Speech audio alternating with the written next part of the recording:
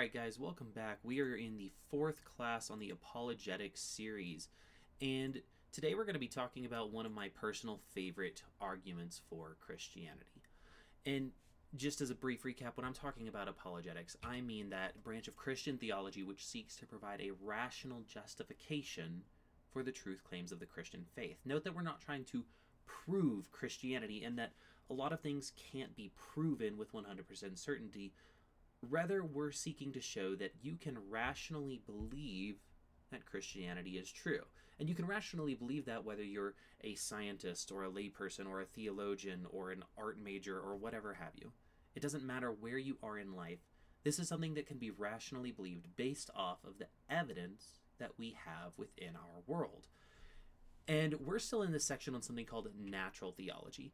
And so natural theology would be this thing that provides arguments and evidence in support of theism independent of authoritative divine revelation.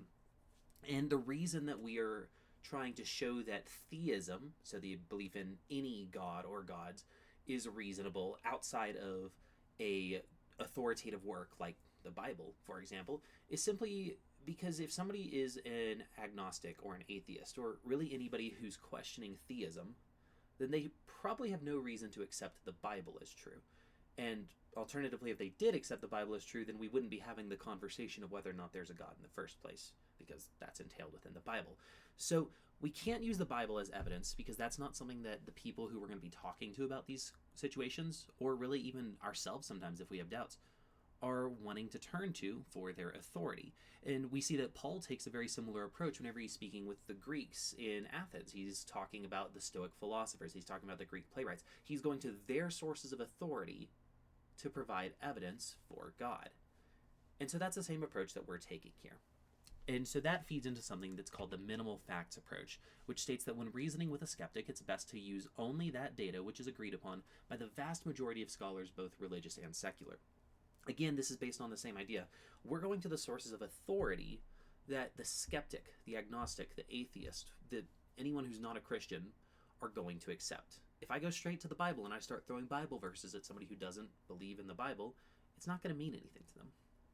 And so last class we addressed the first of several arguments that I'll be presenting in this series, which was the cosmological argument, specifically the kalam, in which case we were saying that the universe has a cause. And so that's what we sought to give justification for in the last class. And in doing so, we also revealed that whatever caused the universe obviously can't exist within the universe. So therefore it has to be timeless and spaceless. It has to be immensely powerful to be able to create such a vast and obscenely large and expansive cause. And then lastly, we have good reason to think that it's a personal agent, something that was able to make a decision to go from an infinite state outside of time to making a temporal effect. And so a timeless, spaceless, immensely powerful being that is able to make decisions, a mind, perhaps. And that's sounding a lot like God. And so we're one step closer. This time we're going to be talking about something called the teleological argument, which is simply the argument from design. From a survey I sent out of young adults within my church denomination, this argument right here is what people claimed they were most familiar with. It's what people said that they found as the strongest argument for Christianity. And so I'm actually presenting a different version of the argument than a lot of especially conservative Christians have heard. When I'm talking about design, I'm going to be talking about the design of the universe as a whole.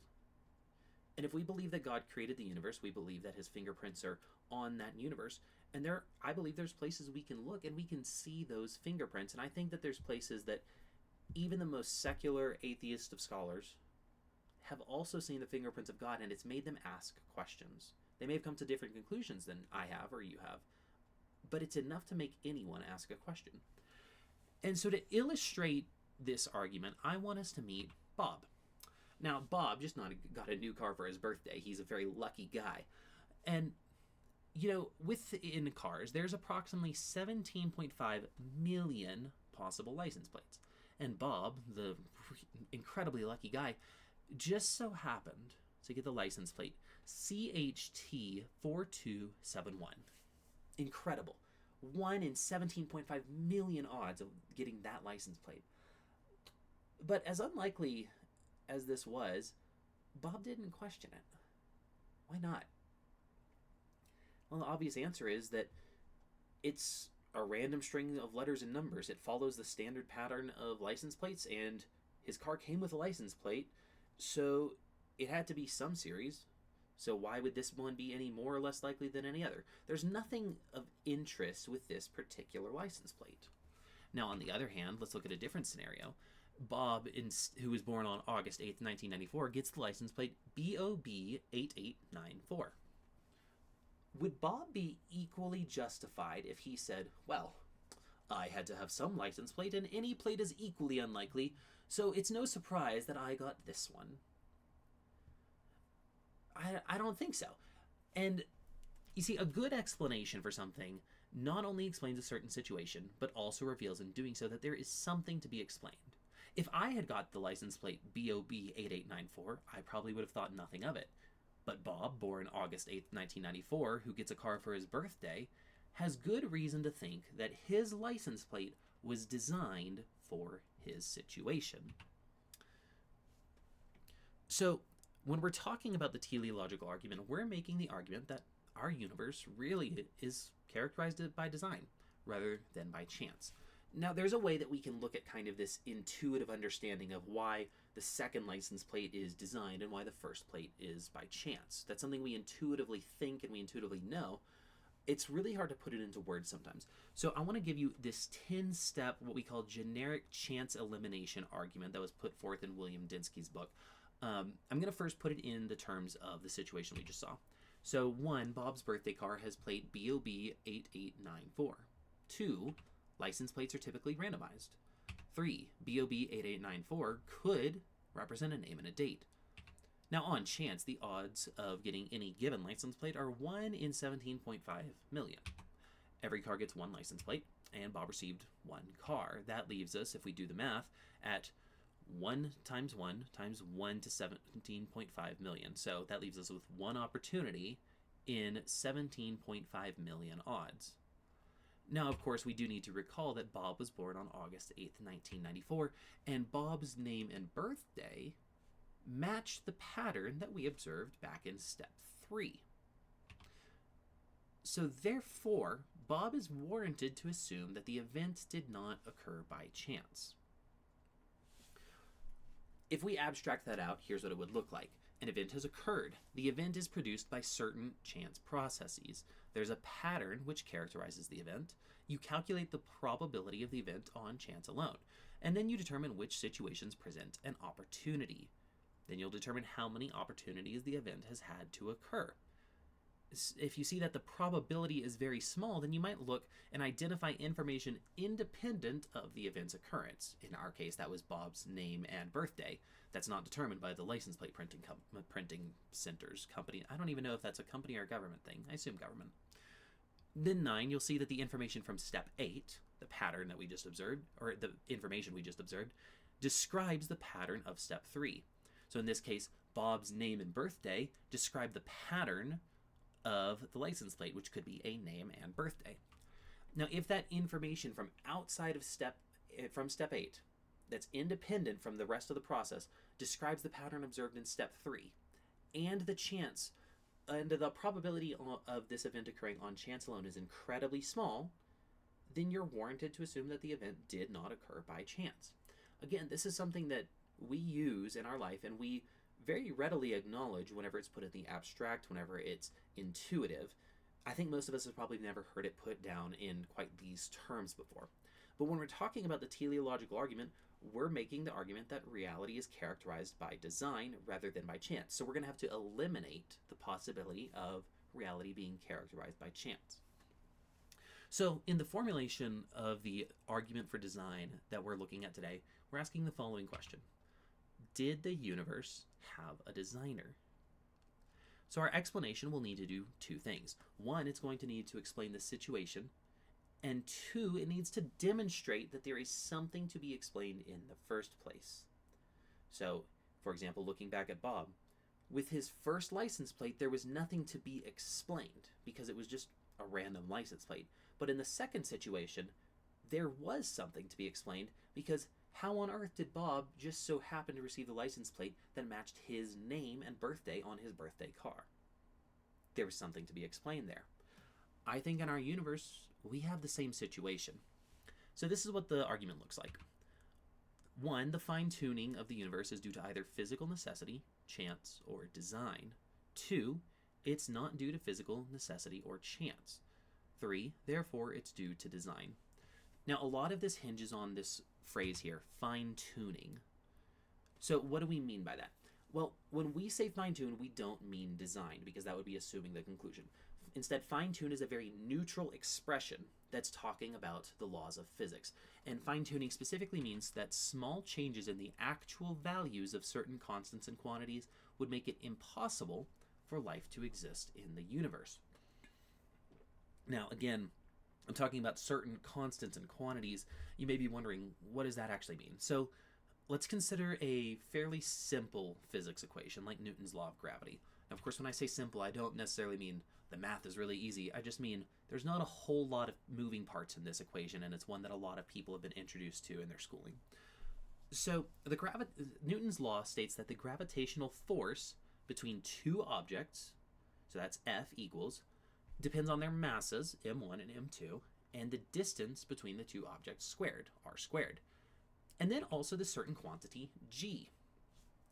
And that quantity g, if I remember right, it's 6.672 times 10 to the negative 11th. It's constant regardless of the masses or the distances in the equation.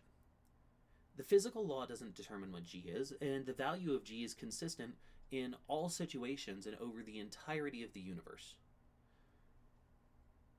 And, furthermore, there's certain physical quantities which simply exist in the universe as boundary conditions on which the laws of nature operate. And they're therefore also independent of the laws of nature. And so I don't know if you've studied physics or maybe you've studied Greek. If you're not familiar with one or either, don't necessarily worry about what these constants and quantities I'm about to show you mean mathematically if you don't already know. I just want to give you the scale of what we're working with in physics when it comes to fine-tuning. So we just talked about G, and let's look at some others. We have the fine structure constant, we have gravitation, we have the weak force, we have the strong force, we have the proton-electron mass ratio, and then we have the density of the universe, and we have the rate of expansion. These are all either constants within equations that are not determined by the equation themselves, or these are quantities in the universe that could have conceivably been different things. And so when I'm saying that they're not determined by the equation themselves, what I mean is it is conceivable that there is a universe in which the gravitational constant is twice what we experience it at, or was half of what we experience it at. And so the terminology that's typically used within philosophy is of possible worlds. So it is possible that the universe was created with a different value for g, or that the universe began with a different density or a different rate of expansion. But instead, those values just simply are what they are. Now, when I'm talking about whether this universe would have the possibility or impossibility of life existing, I simply mean that our universe is life permitting in that it hasn't collapsed on itself. It maintains enough cosmic stability to form heavy elements like carbon and oxygen and nitrogen, and it permits the formation of stars and planets on which life can exist. And then finally, that the entropy levels are neither too high nor too low to form stable cosmic and chemical conditions to allow for the complex biomolecules that, of course, form life. And again, that's kind of sciencey, but just understand that were these constants different, it could create a universe in which life would never be able to exist in any way, shape, or form. And so let's look at a couple of these. Now, according to some physicists, changes in either the strong force or the weak force of 1 part in 10 to the 100th power would have prevented a life-permitting universe from forming. If we take Stephen Hawking's word, then a decrease in either the density of the universe or the rate of expansion of 1 part in what he calls 100,000 million at 1 Planck time, so the smallest unit of time we're able to measure, after the beginning of the expansion of the universe, would have resulted in the collapse of the universe long ago. And a similar increase of either of these values would have precluded galaxies from ever forming in the first place. And then we have some others. There's the cosmological constant and what we'd say entropy per baryon. So essentially how much entropy there is per proton or neutron, which are common types of baryons. So if we look, then Oxford physicist Roger Penrose calculates that the special low entropy condition of our universe having arisen purely by chance is about 1 to 10 to the 10 with 123 zeros in order for our universe to exist. Now, on the other hand, if we look at the cosmological constant, we'll see another extremely high value. This constant appears to be fine-tuned to about 1 part in 10 to the 120th power. So this is what needs to be explained. Not simply that these constants are so exceedingly random and they could have been anything. What needs to be explained is why is there a universe which is life permitting rather than one which is not life permitting, when a non-life permitting universe mathematically is far more likely than one which permits life. It's like Bob asking, why did I get a license plate which has my name and birthday instead of one which means nothing to me? Because the latter is far more likely than the first. And so to give us a idea of kind of the scale of what we're working with here, because sometimes these numbers, 1 to 10 to the 24th or 1 to 10 to the 120th, they're kind of abstract concepts. They're huge numbers. We don't really have a good scale of what this means. So let's say that you went down to the convenience store and you bought 1 ticket for the Mega Millions and 1 ticket for the Powerball, and then you won both the Mega Millions and the Powerball jackpot with each of those tickets. The odds of that occurring are 1 to 10 to the 17th. So about 1,000,000 times more likely than even the best odds event that we have listed here of the density of the universe and the rate of expansion. 1,000,000 times more likely. Let's say that you went down to the casino and you sat down at the 5-card stud table and you said, I'm going to play some poker. And you got dealt a royal flush, not once, but 20 games in a row, assuming perfectly fair odds.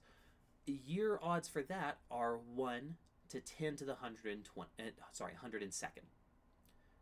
So that right there is just slightly worse odds than the fine-tuning of the weak force and the strong force, and still better odds by quite a bit too than the fine-tuning of the cosmological constant, and ridiculously better odds than entropy per baryon being what it is. I don't think if any of us sat down at the poker table and got 20 royal flushes in a row, we would think anything other than, oh wow, I guess this dealer really likes me, that, or maybe this dealer's trying to get me shot. But it certainly wasn't by chance. So now we can get back to the argument. And let's start with the basics. 1, does the conclusion follow from the premises? I would say yes. The fine-tuning of the universe is due to either physical necessity, chance, or design. So A, B, or C. It's not due to physical necessity or chance, so not A or B. Therefore, it is due to design. Therefore, C. A, B, or C, not A or B, C. This is perfectly logical. The conclusion follows from the premises. So now, what reason do we have to accept premise 1? Well, physical necessity, chance, and design seem to exhaust all of the possible alternatives. If a skeptic wants to present another option, then they're welcome to do so. But as far as I can tell, there's no fourth option apart from physical necessity, chance, or design. Those seem to be all of our options. So people are typically going to be objecting to premise 2. Now, what reason do we have to accept premise 2? Let's just start with physical necessity. So do these seemingly fine-tuned constants and quantities have to take the values they do? Is it conceivable that our universe could have the gravitational constant be something other than what it is? Is it conceivable that the cosmological constant was something other than it is, or the amount of entropy in the universe is something other than it is? Most philosophers and physicists, and by that I mean the vast majority, would say, yes, these values could have been different than what they are. That isn't something that's really in dispute within the field. And the reason for that is that the laws of physics describe the universe that we live in. These are observations that we've made. These are the ways that the universe operates. And what we see is just a description of that universe. Now, if these are part of the laws of nature, which exist within the universe, then they certainly couldn't have predated the universe in order to set those boundary conditions from outside of the universe. So either they had to have been randomly set, or they had to have been set intentionally by an outside agent. And so then we would go to chance. Is it possible that this happens by chance? Well, if we remember back to our generic chance elimination argument, we would say that, well, there's one universe, so there's one option, one opportunity, or as some certain musicians would say, one shot to make this happen. And with the odds so outrageously against it, again, this would be like going to the casino and sitting down, and now you win 100 games of 5-card stud in a row with a royal flush. It's just not feasible that this could happen by chance. So if somebody's going to hold to the chance argument, they're either going to need to come up with a really good justification for it, or they're simply holding on to an irrational view because they don't like the alternative of design. So we're going to look at what I think is the key objection to this argument, okay? And so I'm going to read it to you. I'm going to give you kind of a brief rundown of what's actually being objected to, and then I want you to pause the video and think for a little bit to yourself, maybe discuss it with a friend or someone around you, of how this argument works and how you might respond to the person that brings up this objection. So the objection says that, well, we could only observe a universe which allows for life in the first place. Now, our universe is one of an infinite number of universes, making our existence not only probable, but inevitable. In the end, there's nothing that needs to be explained. So essentially what we're dealing with here is something that's called the anthropic principle, which I would fully agree with. We couldn't possibly observe a universe in which we couldn't exist in, because we wouldn't be there to observe it. And then it couples that with something called the many worlds hypothesis, which states that there's an infinite number of universes, and each one takes on its own values for all these constants and quantities. But with an infinite number, now you have an infinite number of chances. So no matter how low the odds are, if you multiply those low odds by infinity, eventually you're going to get a hit. Mathematically sound. So this is the objection that's most commonly brought up to the problem of design within the universe and the problem of fine-tuning. So pause the video, talk it out, think for yourself, and we'll come back.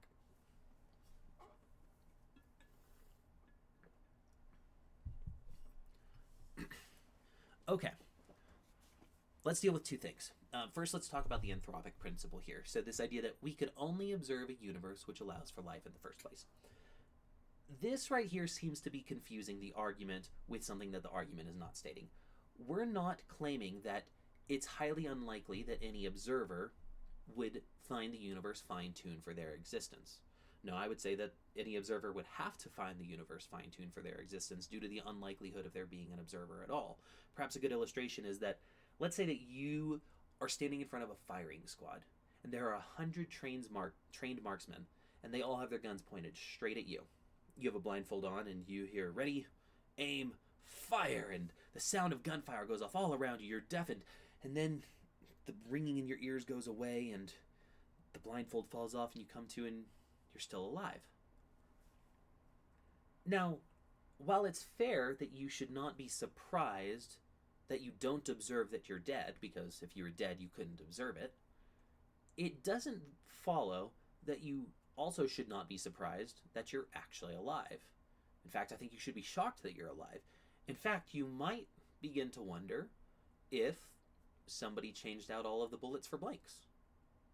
There's no reason for you to say, well, the only thing I could have observed after that firing squad shot off was me being alive. Because I'm observing something, there's nothing to be explained. That doesn't follow at all. It's for that reason that we have the many worlds hypothesis that's always linked up to this argument. And if somebody's presenting this idea of an infinite number of universes, then what they're making is an ad hoc argument. And the reason I say that is because we are not justified in multiplying our odds artificially simply to avoid a conclusion which we don't like, in this case, design. So if somebody's going to present an infinite number of universes, so therefore an infinite number of causes compared to the one single simple cause of a designer, which we're suggesting, then they're going to need to suggest a method or a mechanism by which that infinite number of universes has been generated. Now again, this is something that poses another problem, because if you remember back to the previous class, then if somebody has just said, well, the universes are generated infinitely and they've been generating infinitely, well, now we have to ask, okay, well, if they're being generated, then there must have been a first one that was generated, because otherwise you still have the problem of the infinite regress, which we talked about in the cosmological argument, and the existence of an actual infinite is not philosophically sound. So they're breaking two things here, and both of them are related to the existence of an actual infinity. And there's no reason to think that an actual infinity exists. Furthermore, there's no empirical evidence for the many-worlds hypothesis, so if somebody is taking this line of reasoning, then they've simply expressed the faith of an atheist. All that they're saying is, well, I believe in a mechanism or in a multiverse which maybe could plausibly exist if string theory or certain versions of string theory turn out to be correct. But even then, we wouldn't be able to prove it through string theory. And so they're claiming that they believe in something which is not empirically testable nor observable in any way, shape, or form. And they believe that we're claiming the same thing. So there's certainly no intellectual high ground to taking the many-worlds hypothesis stance. And there's other objections to the many-worlds hypothesis. It's covered really well in William Lane Craig's book, Reasonable Faith. If you're interested in more, I really suggest that you pick up a copy of that book and go through it. So, lastly, I want to look at what is probably the most famous objection, or at least the most famous argument against the design hypothesis. I'm not saying it's the best one, but it is the most famous. And that would be the book from Richard Dawkins, The God Delusion. Now, I typically try and steel man my opponent's arguments, make them as strong as possible.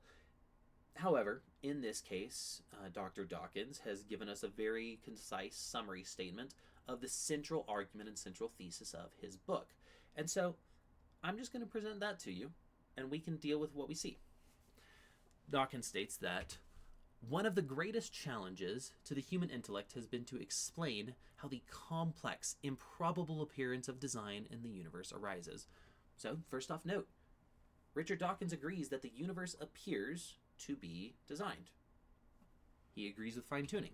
2, the natural temptation is to attribute the appearance of design to design itself. Yeah, I do typically trust my intuition on these things. 3, the temptation is a false one because the designer hypothesis immediately raises the larger problem of who designed the designer. Okay, this is where he starts breaking down. I'm going to stop giving commentary. We'll just read through it and we'll come back to the commentary later. 4, the more ingenious and powerful explanation is Darwinian evolution by natural selection. 5, we don't have an equivalent explanation for physics. 6, we should not give up the hope of a better explanation arising in physics, something as powerful as Darwinianism is for biology. Therefore, God almost certainly does not exist. Well, Mr. Dawkins, I guess I'm convinced. All right, let's just start with our basics. Does the conclusion follow from the premises? No, not even remotely. If we grant premises 1 through 6, at the very most, we should conclude that we should not believe in God based off of the design hypothesis, or the argument from design. Now, of course, that doesn't say we shouldn't believe in God based off of, the cosmological argument, or the moral argument for the existence of God, or the resurrection of Jesus, or the historical consistency within Scripture, or personal faith experiences, or experiences with the Holy Spirit. There are so many other evidences for the existence of God. And that right there specifically, it's a great example of why in this course I'm going through multiple different converging lines of evidence for the existence of God. Because, I mean, as the Bible says, a cord of 3 strands isn't easily broken. So if we start weaving multiple lines of evidence together, then even if we begin to doubt a certain line of evidence, or if future scientific discoveries call into question some of the evidence that have been presented and that will be presented, that still shouldn't shake our faith in God, because there's so many other lines of evidence that would also have to come under attack.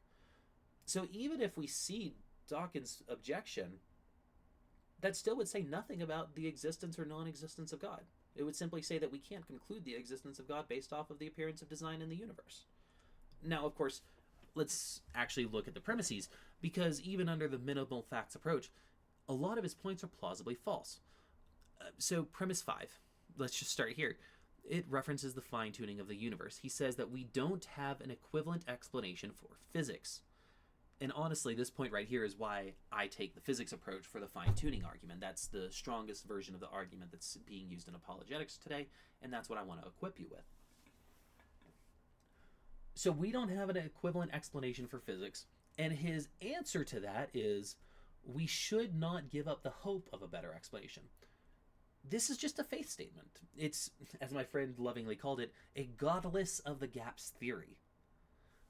And so it's nothing more than the faith of a naturalist. In fact, you could really summarize the entirety of Dawkins' objection here by saying, we should not give up the hope that God almost certainly does not exist, which I truly believe he's hoping for. What about premise 3? We dealt with this last week.